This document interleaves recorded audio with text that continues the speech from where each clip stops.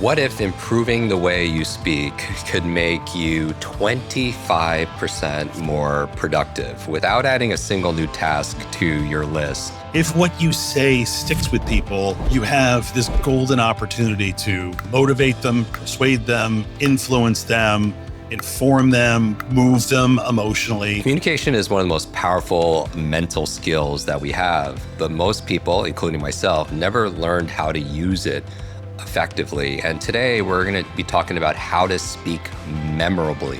If you take factual information and you embed them within stories, the information becomes 22 times more memorable. You're used to us teaching you how to remember things, but how do you become more memorable so that you can lead better, you can connect deeper, and you can unlock more of your potential? You have to do something in the first couple of lines that intrigues people to want to hear more.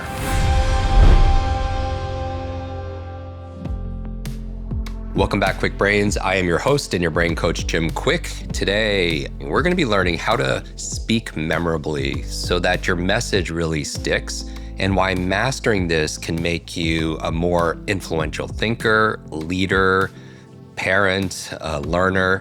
Because if you can't communicate your ideas effectively, they never get a chance to do what they're supposed to do, whether it's changing a life or changing the world. There, as research prep for this, I was looking and reading this book that I highly recommend. Studies show that poor communication can cost companies over $1.2 trillion, that's with a T, each year. Even more, LinkedIn recently named communication as the #1 in-demand skill 2 years in a row. That means learning how to speak clearly, compellingly, confidently, and memorably is not just helpful, it's absolutely vital and essential. And to help us become better messengers, I'm excited to welcome Bill McGowan to the show. Bill is the founder and CEO of Clarity Media Group and a 2-time Emmy Award-winning correspondent and communication coach behind some of the biggest names in business, sports, entertainment, media. So whether it's coaching the founders of LinkedIn, Instagram, Spotify, to Oscar, Grammy winners, to Olympic champions, Bill has helped thousands find their voice and become unforgettable communicators. He is the author of Speak Memorably, The Art of Captivating an Audience. If you're watching this on YouTube, where we have the extended version, you can see this copy that I'm holding right now. And today, we're very fortunate enough to learn directly from him. So welcome to the show, Bill. Thanks, Jim. Thanks for having me on. I feel a little bit of pressure to be able to perform. You probably get this, as I do. I hear that sometimes, but I say totally unfounded. Okay. Well, I appreciate. Thank you for putting me at ease. As a memory coach, I get the people feel pressure sometimes when I'm working with them that their memory has to be, at its best. I just want to start out, as an Emmy Award-winning journalist, were you always a strong communicator, or did you have to train your brain to get better at being at it? I definitely was, I would call a news junkie growing up. I watched a tremendous amount of news on television. I'd listen to it on the radio.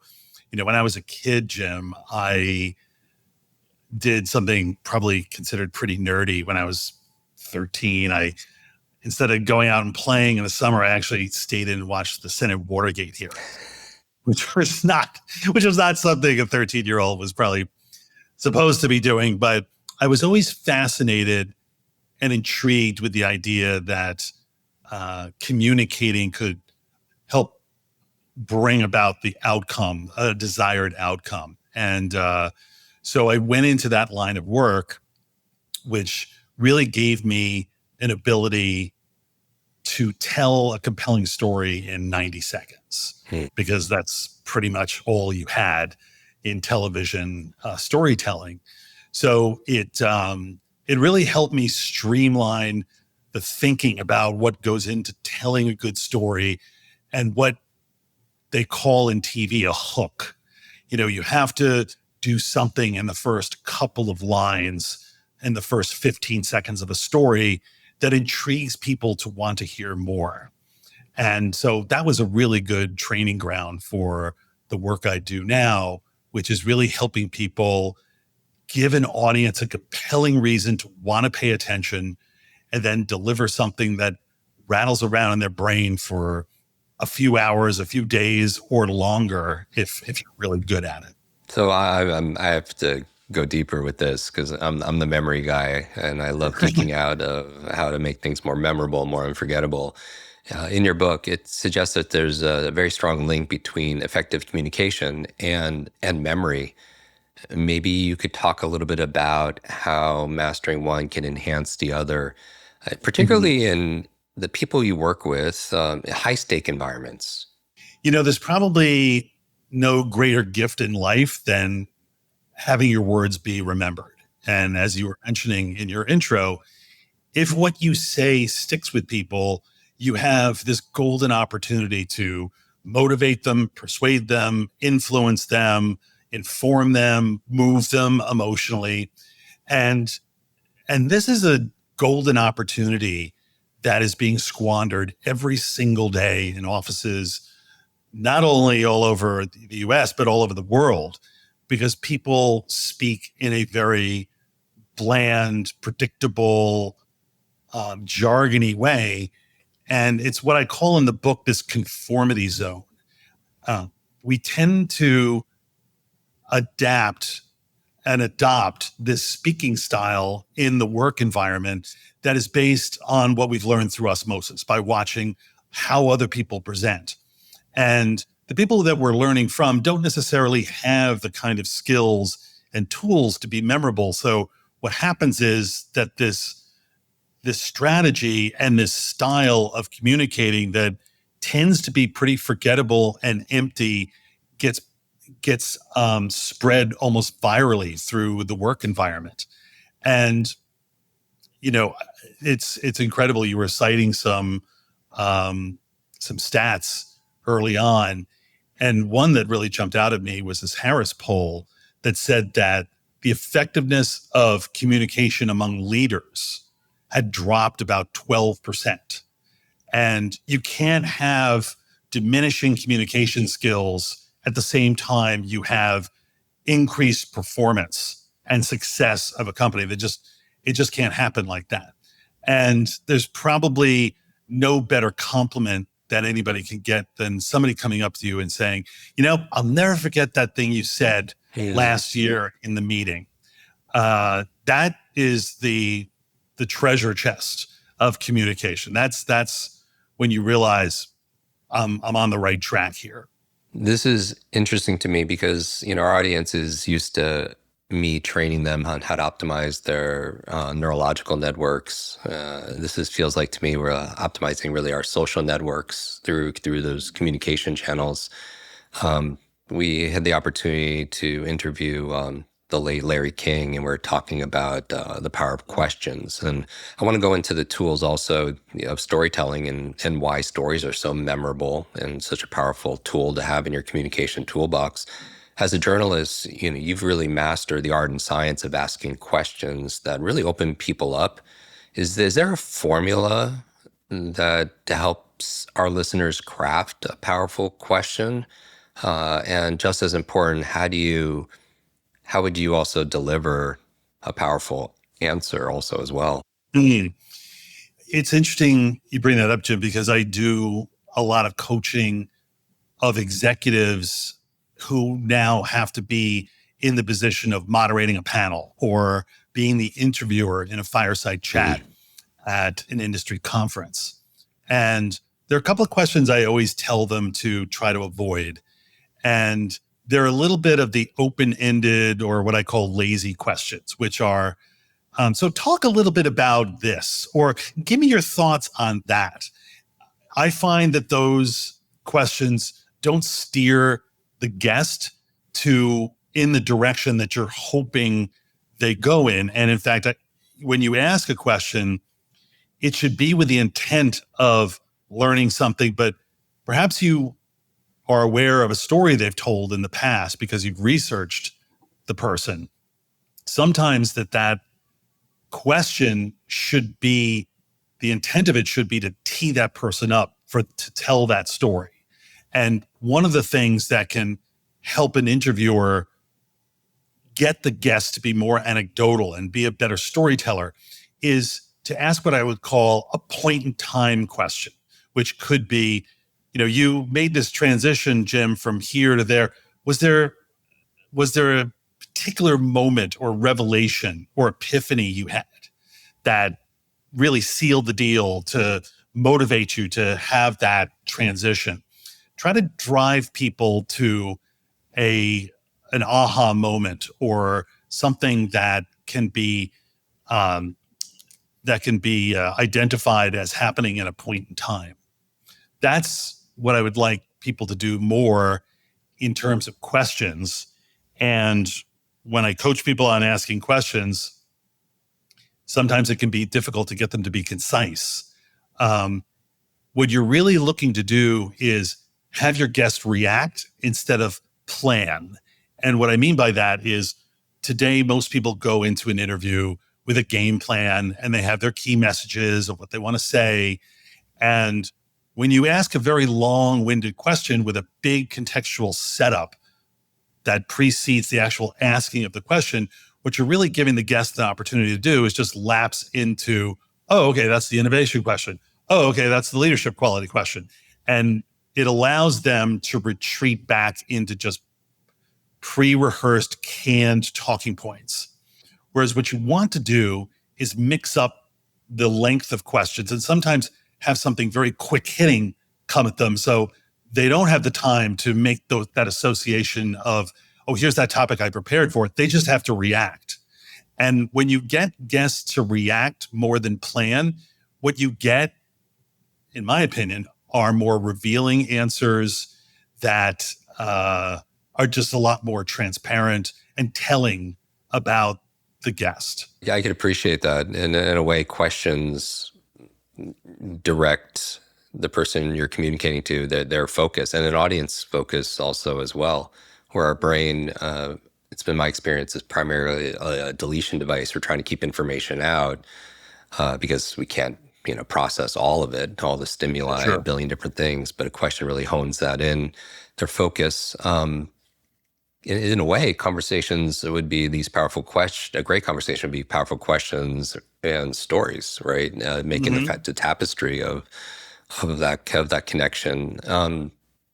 In their toolbox, storytelling. So throughout time, individuals have used stories or parables that are extremely memorable. That's like a splinter in someone's mind. Do you have a similar process as we talked about for questions to creating stories in response, whether it's on stage or on television, or even stories to your children in our everyday communication? What does that look like? How do you view, if you're going to deconstruct a good story? Well, I think the reason why storytelling is such a powerful tool is that some of the research we did for the book established that if you take factual information and you embed them within stories, the information becomes 22 times more memorable to your audience than just hitting them with a lot of facts and information and data. So you get much better recall on that. In fact, what I'm often telling people to do when they have to present, especially in front of a large group of people, maybe at a conference or an event, is don't start with the agenda slide. That's just not a compelling hook to get people to pay attention to you. That's, in the entire history of book reading, nobody has ever bought a book in a bookstore and said, boy, I can't wait to get home and rip open that table of contents. Nobody has ever said that in the history of reading. And that's what an agenda slide is. That is your table of contents that sends a signal to the audience. I don't really need to pay attention for another 30, 40 seconds here until this person gets into the meat of the presentation. So what I recommend to clients all the time is let's figure out a story that is metaphorically connected to the message you're trying to deliver in this talk. And if it can be completely outside the realm of your industry, that's even better. And don't belabor the story too much. You don't want to be the person telling the joke where the setup before the punchline just drones on and on and on, right? Because people start to get fidgety. But figure out how you tell that story and To specifically answer your question, Jim, a good story sets the scene. Typically, it establishes some kind of challenge or tension in the story, something that has to be resolved. And then the payoff usually is the resolution to that problem or the outcome. So if you think about, most stories fit those three buckets. If you tell that story in the beginning of a presentation, then perhaps the most crucial element is what I would call the through line. This is the line that connects what to the audience might seem like some random disconnected anecdote to the topic you're there to talk about. That through line connects that opening story with what may be slide one of your presentation or the meat of what you're up there to talk about in your keynote. So those are really the components that can get you off to the races in a way that the audience is compelled. I've had people skeptically say to me, yeah, but if I start this story, I'm here to talk about, Right. cloud software, and you're asking me to start with a story about cars. I mean, isn't everybody in the audience going to think that I just lost my way? And what the heck is this guy doing? How's he going to get from A to F? And my response to that is, yeah, that's great. I mean, if they're sitting in the audience, that bewilderment of where is this going is a form of engagement. That's not a bad thing. It's the predictable, this is in the conformity zone type of content and structure that I find doesn't get retained. And probably it doesn't get retained probably because it wasn't engaging in the first place. In memory science, there's something called the Baker-Baker paradox, where they'll take a room full of subjects and they'll have somebody walk in and say, "Hi, I am Mr. Baker." They will leave. Somebody else will come in and say, "Hi, I am a baker." And then they'll do that for Taylor, Miss Taylor, who's also a tailor, another person who's a tailor, and so on. They'll bring the individuals back in and do a test to see which one they remembered, whether it's the name or the profession. And as you can imagine, a huge skew for those who remember the profession. And maybe one of the reasons is because there's a story. If someone's a baker, you have a story about that person's life in terms of how early they wake up, and their smells, and you could picture it, you could visualize it, and you could also feel it. What about emotions? We do a lot with emotions in terms of, information by itself is very forgettable, but information when it's tied with an emotion, in your middle brain, you have this, you have your hippocampus, which is memory. It's connected to your amygdala, which is processing a lot of emotions.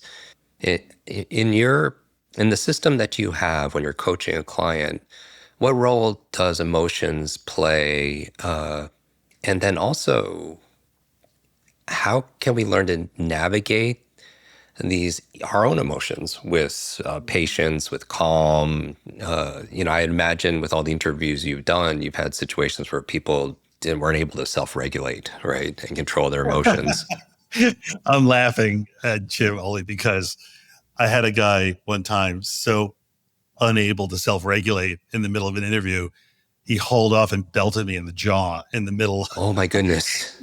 In the middle of an interview because he didn't like where the questions were going. So yeah, I mean, as you know better than anybody, emotion and rationality constantly in balance. And the more emotional you are, the less rational you are. The less rational you are, the poorer your decision making. And certainly when you get on stage and you've got a ton of anxiety and nerves, that can affect your decision making process. I know I'm telling you something you know really, really well. But to me, emotion is so crucial in communicating your message to your audience. And for me, as a coach, it has a lot to do with intonation of voice and how people are manipulating and varying the pitch of their voice. And so I'll give you an example. A lot of times people have to get up and deliver good news, encouraging news about results or growth or future initiatives. And they don't let the sound of their voice reflect that optimism. They keep their voice in a very narrow pitch range, so that in terms of tone, it sounds exactly the same as information they would deliver that isn't good news. And they need to let their voice rise, talk about these are the types of things that are going to drive us in the future.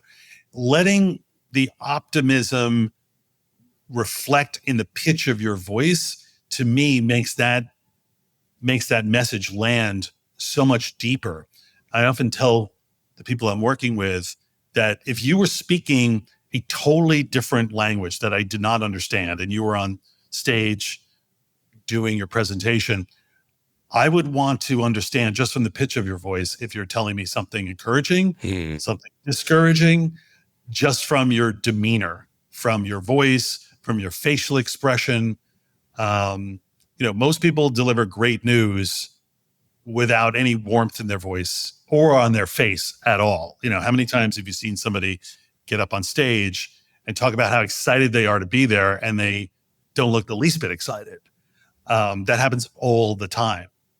So oftentimes what I'll do when I'm working with somebody on a speech is we will use sometimes emojis as an emotional stage direction that you would put perhaps at the top of a paragraph that you're about to read.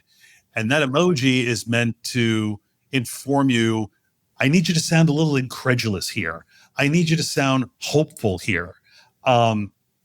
Yes, this is where the performance aspect comes in, but it's enormously important. I remember reading decades ago that it was, when it comes to communication and influence, it was 7% words, 38% voice tone, and 55% your physical body. Does that ring true to you? I don't even know where that was referenced from. That's an Albert Morabian study from UCLA back in the late 60s. And it's interesting you bring that up because over the years that's been cited a lot, but it's been a little misunderstood all these years as something that directly pertains to what it is we remember from people. And so if you can imagine how discouraging it is if you're a writer or you're a wordsmith and you hear that only 7% of what people remember are your words. And I always thought, wow, that's so discouraging. Could that possibly be true? Because the difference between a good speech, a speech written well and a speech written poorly, to me makes a huge difference. What Morabian really meant was that what we're able to read emotionally off of somebody is based on that. And now that makes total sense. 38% of how we say it means I can tell from the tone of this person's voice, how they're feeling about it. And I can tell from their hand gestures and their facial expressions an awful lot. The words, not so much in terms of a window into the emotional frame of mind of the communicator. It's interesting. I'm sure we share some of the same clients. When I'm training TED speakers to remember more, not present, but remember what they need to, because often it is word for word, but it has to sound natural and organic. That time constraint is challenging because you say in the book that more is not necessarily more, right? When it comes to making impact.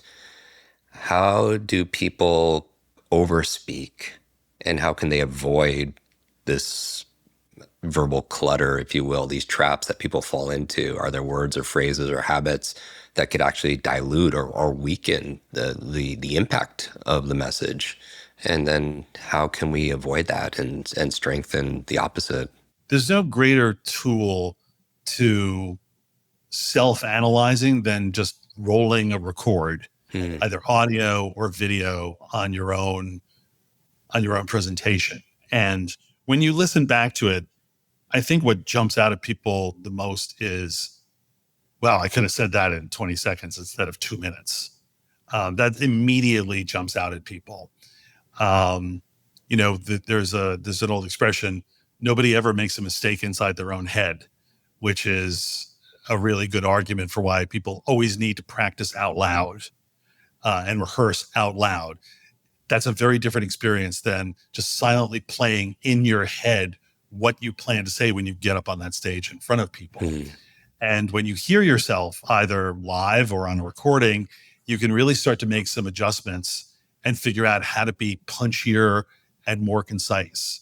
The two words I hear all the time, Jim, are standpoint and perspective.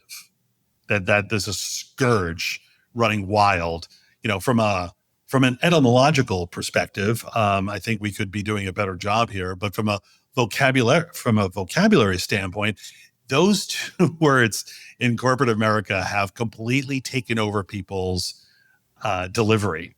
And when you hear those two words come out frequently from somebody, that is a clear sign that they are over talking, that they are taking way more time to communicate their thought than they absolutely need to.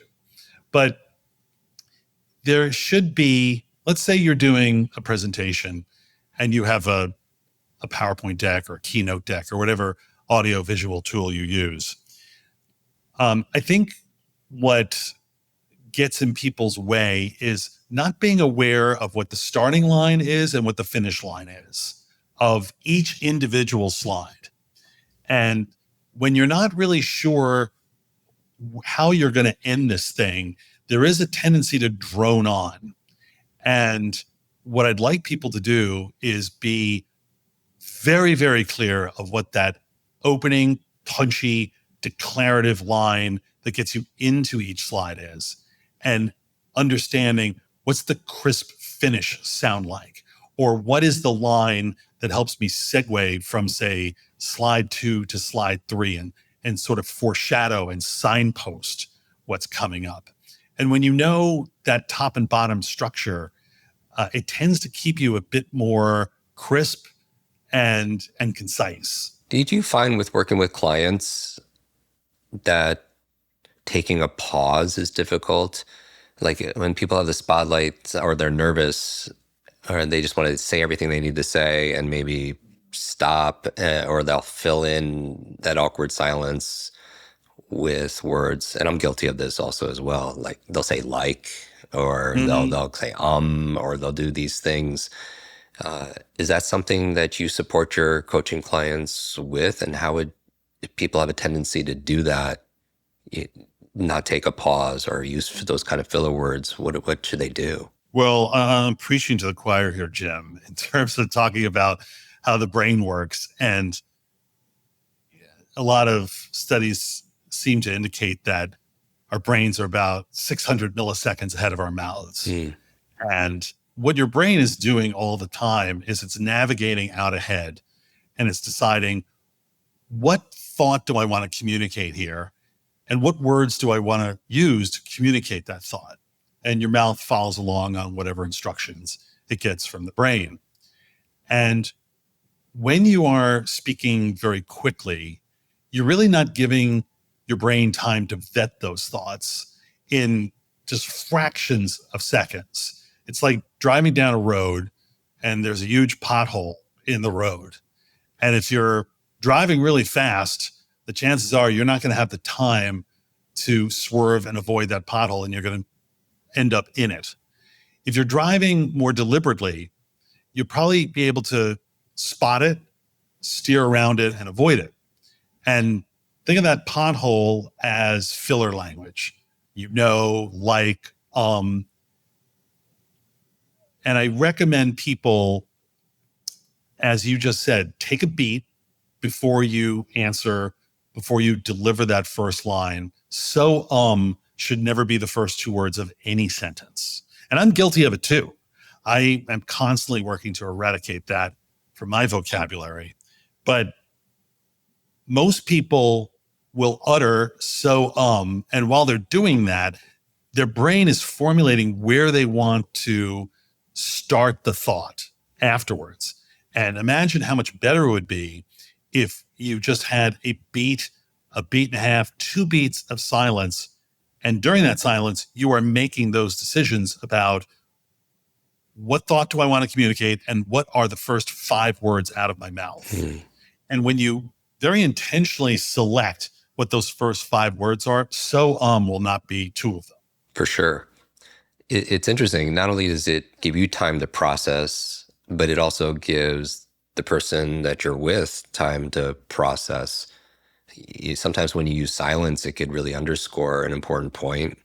Mhm. But I even myself, sometimes I feel a rush, especially with television interviews or something, where that pause could feel a little bit awkward. And to stop the awkwardness or mitigate it, you add I those mean, I further think it's words. also a sign of respect to the person you're in conversation with Mm. or the people that you're presenting to. If you're in Q&A at the end of a presentation and somebody's asked you a question and you take a thoughtful beat or two before you begin speaking, to me that seems as though the message you're sending to the audience is, I care enough about helping you understand something deeper that I'm being very selective here and I'm being very intentional about what I say. When I hear people just talking a mile a minute with no separation between the question and the answer, I immediately feel like there's less value to that. I feel as though that's just something they're programmed to say. It's the pull it out of the drawer response. It's not in direct response to something that I specifically just asked this person. That makes a lot of sense. You mentioned vocabulary a little while ago. What are your thoughts when you're working with a client? Do you encourage people to expand their vocabulary or at the same time clean it up to keep things more simple? Are you tired of constantly feeling overwhelmed by your never-ending to-do list? Do you struggle to find enough hours in the day to accomplish everything you need? But what if I told you there's a solution that can help you take back control of your time, your focus, your productivity? I'd like to introduce you to Kwik Productivity. This 10-day course is designed to provide you with the proven strategies you need to get more done in less time without burning out. So if you're ready to learn to get the most out of your time, your tasks, and your life, then don't wait any longer. Click the link below to learn more and secure your spot and your access right now. I love the Mark Twain quote that I never want to use a 25-cent word when a 5-cent word suffices. And there is a lot of truth to that. I don't mind using a word that expands the understanding of the vocabulary of the audience. I'm not averse to that, even though I like for people to keep it simple. What I am averse to are these manufactured words that have crept into the business lexicon over the past couple of decades. It's as if we add 3 more syllables to something, we're making it sound more educated. For instance, intentionality instead of intention. What's wrong with intention? That's been a perfectly good word for a really long time. I don't know if I had a client the other day use the word modernity. And I'm thinking, I don't think that's a word. I think if you wrote that on your computer, I think there'd be a red line underneath that word. And so my rule of thumb is if there's a red line underneath that word on your computer, that should not be coming out of your mouth. Decomplexify. There are a lot of, no, I'm serious. And I actually had somebody in a session use that word. And I said to him, you mean simplify, right? And he said, well, yeah. I said, well, why don't you just say that? Like, why do you have to make up a new word? It's not in the dictionary. It's not with plenty of dictionaries full of great words, and we should use them, not just create new ones. And so that's what I'm vehemently opposed to. And I really try to break people of that jargony rut that I feel a lot of people have just gotten mired in. We get simplify to amplify that message a Yeah. lot. We had a lot of people come to us because when it comes to communication, the fear of public speaking. And so to mitigate that, we help people to remember the facts or the figure or the client information, the scripts or whatever. And there's this competence loop where they become more confident, that they're going to remember. So they show up a little bit differently. But it is, I don't know, when you're working with individuals and there are high stakes. They could be a huge audience. It could be Mhm. on national television. They get this adrenaline rush and cortisol, and Yeah. that spike could force people to feel a little bit more stress and talk more rapidly. How do you approach a client that's struggling with public speaking? Like maybe someone listening, they have a book report or they have to give a toast at a wedding or something at work. I mean, is it Mhm. voice? Is it body language? Is there breathing patterns? All of this could affect things, and this could be a whole conversation on its own, but maybe a couple of quick tips to help somebody Sure. who has a fear of public speaking. 3 quick ones, Jim. One is most people, because their adrenaline is going and the cortisol is getting released, they stop breathing efficiently right before they have to go on. You know that. They almost mini hyperventilate, take really short, shallow breaths. And what that typically does is it depletes your lungs of the air you need to project. And so when you hear somebody on stage with that shake or that tremble in their voice, typically that's a lack of wind. And I will recommend that clients take 3 good, deep yoga style breaths before they go out. Long intake through their nose, hold it, long, slow, steady exhale through their mouth. That's going to slow your pulse a little bit. In fact, I even tried this out on the treadmill not too long ago. And you know how you put your hands on the handlebars of the treadmill and it measures your beats per minute. I found that after 3 breaths, it did drop about 3 beats. So I scientifically proved it to myself the other day. But it's not only going to slow your pulse, but it's going to replenish your lungs with the air you need to give that steady stability to your voice. Another thing is body language. When we are standing in front of a room, our body likes to expel all that excess physical energy we have. And typically our feet wind up being the portal through which we like to get rid of it.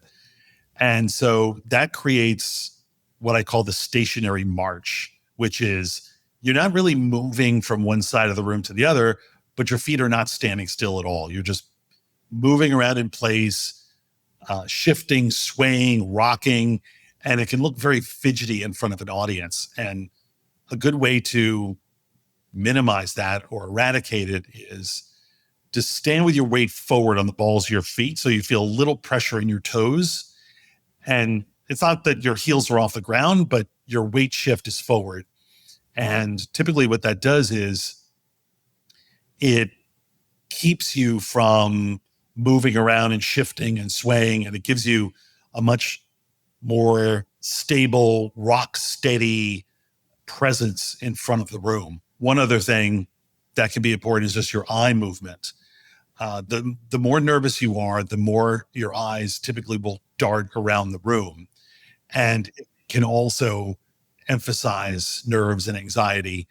Try to pick 4 people around a conference table or 4 people in an audience and select the people who are what I call good, encouraging listeners, the people who are smiling and nodding and giving you that affirmation that what you're saying is interesting.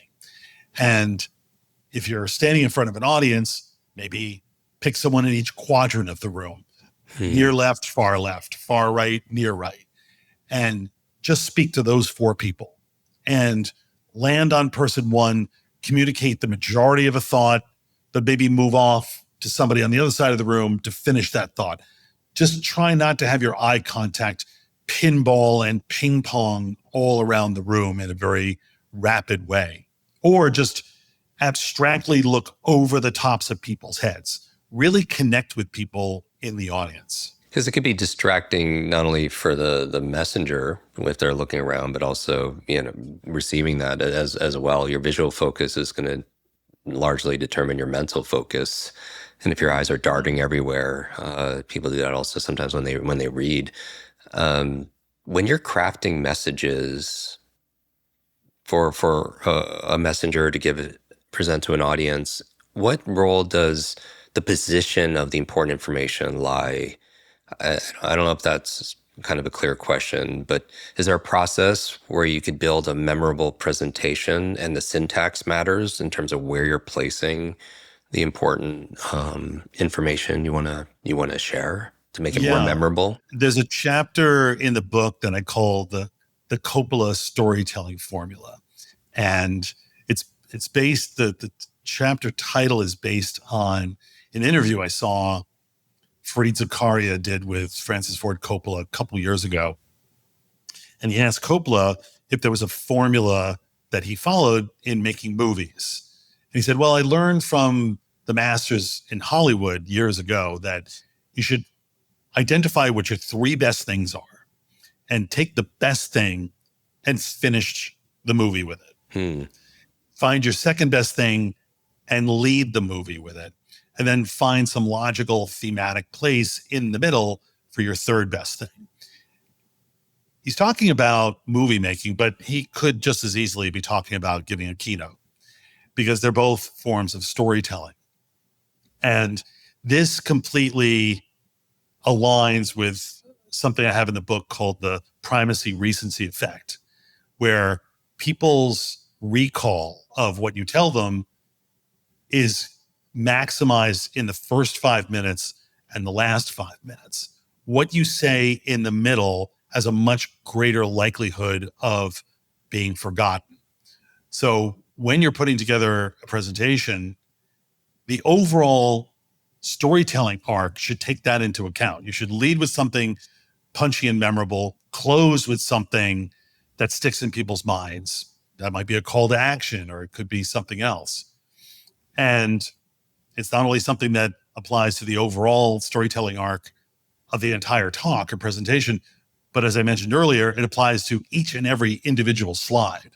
Think, I want to start strong, I want to end crisp, and what I say in and around those things can have a certain amount of conversational wiggle room. I'm not going to get crazy about making sure it comes out of my mouth exactly the same way every single time. I'd rather follow more GPS directions on how to navigate through the slide, whether that's my bullet points or whatever it may be. But I just find it interesting also that the famous chef Thomas Keller, who has the French Laundry and Napa and Per Se in New York, he's often been quoted as saying that the most important moments of the meal are the first 5 minutes and the last 5 minutes. And his meals go on for like 4 hours. So there's a lot of time in between. But this theory seems to be pretty well adopted by people. We talk about in our training primacy and recency, where if you go into a room and meet 20 strangers, you probably remember the first, handful of ones that you met and then the last few. Or if I gave you a list of 20 random words, you probably remember the first and most recency, most recent, right? And the last ones. Even when people study and they cram for 6 hours, either you remember things in the beginning, things at the end, and there's this big dip, unless you add emotion and stories, and then there are these spikes. I'm curious, when you're working with a client and you're crafting their content and the way they're presenting it, how much of what role does knowing the audience, understanding them, their lens, play in the presentation communication process? It's everything. I know we've all heard that edict about know your audience. It's been around a really long time. But that has to transcend just reading some kind of prep document that people hand you about here's who's going to be in the audience and this is what the organization they're from. And I think you have to conduct your own intel if you have the opportunity and the time. Years ago, excuse me, I was doing a presentation for the folks out at Netflix, and I was leaving my hotel to head over there, and there was another person waiting for a ride share. And it turns out, I guess we were going to be in the same car. And I found out she was going to be in the audience that morning. And so you best believe I took that opportunity to say, great, I'm going to be the speaker this morning, what would be a big win for you? What would you love to walk out of there in terms of knowledge or insight or awareness? What would you most like to hear? And that gave me the opportunity during the talk to storytell around, I drove over here this morning and Elizabeth and I pointed her out in the audience. Matt and I were in the same car, and I was really intrigued to hear that one of the most important things for all of you is X, Y, and Z. And just that moment really connects you to the audience, and it makes it feel like this is not just a template presentation you're giving that you gave to some automobile company last week, or that it is tailored to their specific interests and needs. And if I don't have the opportunity to go over in a Lyft or an Uber with somebody who's going to be in the audience, I try to show up in advance. Maybe it's a morning talk. So I'll get there early enough for breakfast, and I'll try to work the room and have as many 90-second conversations as I can, just taking the pulse of everybody there with very much the same inquiry. What's important to you today to hear or to come away with? And not that you're going to overhaul your presentation completely and start from scratch, but I do think that it gives you the opportunity to fine tune it, to allude back to the specific interests of your audience throughout the whole presentation, verbalizing and anticipating what their feelings, their emotions, their challenges of what they're trying to overcome. It's powerful. It lands when people feel seen, they feel heard, they feel more understood, and they're much more receptive towards the solution you're providing, whether it's a product or service, an idea. I'd love to do some troubleshooting here. If this happened to me recently, where I made a mistake in a live environment. Have you ever said something or had a client say something they wish they could take back, or it was a mistake, right? What advice do you have? Any advice on how to recover gracefully after having said maybe the wrong thing, or maybe you revealed too much? There's a tactic when you're doing a media interview that you can get what I would call an invisible do-over. And the invisible do-over occurs at the very end of the interview when the journalist or whoever it is says, great, Jim, anything you feel like we haven't touched on, or anything you feel like is important for me to know or you want to add. And what I advise clients to do is be very casual and say, yeah, no, I think we pretty much covered all the bases. I know earlier we were talking about the role emotion plays in recall, and just an additional thought. I don't know whether it's helpful to you or whether you can use it or not. And then you go for your take two. You say it as you wished you had said it the first time. And people do tend to take the last thing you said as opposed to the earlier thing you said. So while you're making it sound like an addendum, what the goal is to get a swap out and to have them take the latter thing. Now, that obviously is not available when you're doing a presentation.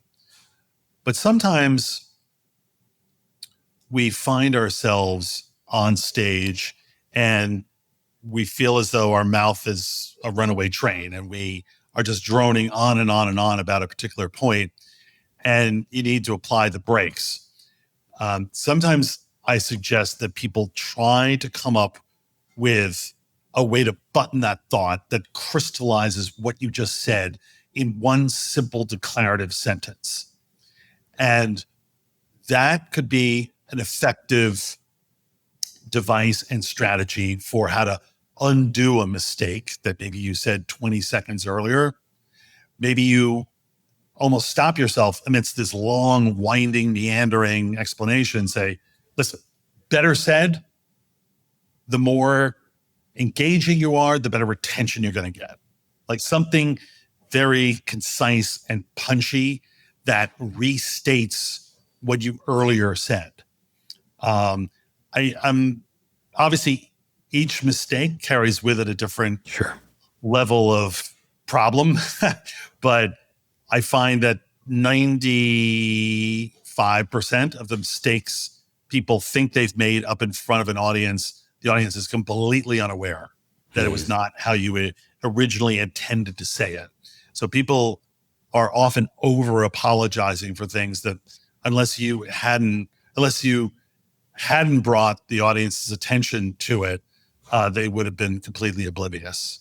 So I do think that we have an oversensitivity to correcting and apologizing. If something is offensive, obviously you have to address it, but hopefully you've done the kind of preparation ahead of time and rehearsal that something wildly ad-libbed and risky like that would not come out of your mouth. I'm curious, having done this for as long as you have, if you've seen things change with digital media at all. Maybe you haven't. The rise of digital media, social media. Have you seen any changes? I know certain principles are timeless, right? When it comes to communication and influence. Some people listening, they might be wanting to grow their influence on social media, and if there are any of these principles that would apply or apply more in this kind of short form, depending on the platform, with technology and AI and everything changing rapidly. Have you seen any changes in the way people can or should communicate? Digital definitely inspires greater brevity. Whether you're posting on X or any other social media platform, we all know that people tend to engage with and remember ideas that are communicated with the greatest economy of words. Sure. And there's a chapter I have in Speak Memorably that I call the Magnificent Seven. And that doesn't refer to the tech companies. It does refer to 7 devices that anyone can employ in their communication that create something memorable in the minds of your audience. And they're just interesting, different ways of framing your thoughts. One of them is an analogy or a metaphor. People tend to remember those really well. There's something that I call a creative label, which is an expression that you coin. So, for instance, the Great Resignation is a creative label. Quiet quitting is a creative label. These, you can see from the ones that I've just used as examples, the viral pickup they tend to have. Years ago, the founders of Twitter were asked, what's the criteria you have for decisions behind acquiring or investing in another company? And they could have gone on this really long, wonky answer. And they said, well, it's got to be a product or service used twice a day, every day. It's got to pass the toothbrush test. And that toothbrush test became this creative label that people seemed to remember, and they knew exactly what it meant. So those are just 2 of the 7 that I find people talk about all the time. I was coaching a bunch of people in the hedge fund industry a few years ago, and they were about to do a panel on Brexit, which is a topic that can be really hard to be memorable about. And this one guy said, well, listen, let's face it, before the last prime minister left office, she was the chess player only at the king left. And she was just moving it around one space at a time till she got checkmated. I do not remember anybody else who was on that panel that day. I don't remember what anybody else in that panel said that day, but I still remember that guy. And you could probably explain this to me, Jim, better than I can explain it. But, what he gave me was a little 10-second mental vacation from this onerous topic of Brexit, where he allowed me to visualize a chessboard and take my mind outside the realm of the topic at hand. And it almost gave me this little mental refresh where after visualizing that, I was able to come back and re-engage with the topic with a little bit more fresh focus. And you still remember it all these Yep. years later, which is astonishing. And when you understand how your memory works, you could work your memory. And I really feel like everything you talked about in this episode should have been taught back in school. I think schools are starting to pick up on the fact that storytelling is important for students. Yeah. I think it is catching on. Before we wrap, I always love to ask our guests, since this show really is about learning and our love for learning, is there anything outside of this topic that you're currently learning or you're studying, something that you're particularly excited about or curious about? Yeah, I do. I love the idea of lifelong learning. I'm an avid cook. So I'm constantly trying to experiment with different ethnic cuisines and, really focusing right now on Indian food and food from Asia. And I'm trying to get back into that and just expand my horizons in terms of making my own curry. And so I'm enjoying that exploration a lot because it has great fringe benefits, right? You get to sit down, have a meal, and sample just how well it went. I love it. Turmeric is a strong brain food. The active ingredient. Oh, really? That's good to know. Curcumin, very anti-inflammatory. Where can I highly recommend everybody get their copy of Speak Memorably? Where can people go deeper with your work or get your book, website, social media? Yeah, at claritymediagroup.com /speak memorably, you'll have an opportunity to pre-order the book. And just also learn about Clarity Media Group as an organization that helps people be not just messaged, but more memorable in what they say. Because today, I think everybody is messaged. Being on message is table stakes. Mm-hmm. And the definition of success really is on the rise because there's so much noise out there that to stand out and be noticed really takes saying something that sticks with people. Thank you. We'll put all that in the show notes. Otherwise, jimkwik.com /notes. We'll put a link to the book, to Bill's website. Highly recommend you get Speak Memorably if you want to be more unforgettable. And who doesn't want that? It's not just what you know, it's also who you know and who knows you. Where did you stand out in their minds? And so I want to thank you, Bill, so much for being on this episode. I really enjoyed it, Jim. Thank you very much for the invite. Thank you. Kwik Brains, how powerful was that? If you're ready to become a more confident communicator, remember, it's not just what you say, it's all these other things, including how you're saying it that really creates, and when you're saying it, and where you're saying it, and who you're saying it to. So I love this conversation. I think it's one of the most important skills for us to master today is our ability to communicate well.